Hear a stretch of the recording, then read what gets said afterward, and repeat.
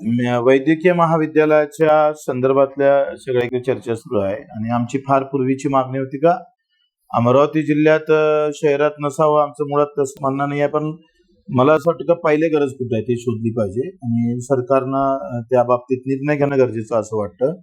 का आज आपण पंजाबराव जी देशमुख वैद्यकीय महाविद्यालय अमरावतीत आहे, पुन्हा गाडीचं पण आहे, पोटे साहेबांचं पण आहे आणि हे सुपर हॉस्पिटल वगैरे सगळ्या सुविधा तिथे आहे.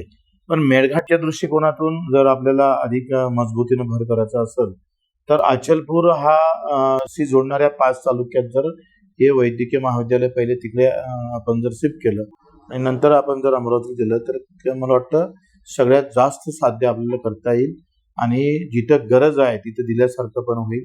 म्हणजे तहान लागलेल्या लोकांना पाणी पाजायचं का थंड पाणी पाहिजे अशा लोकांना पाणी पाजायचं हे सरकारनं ठरवलं पाहिजे.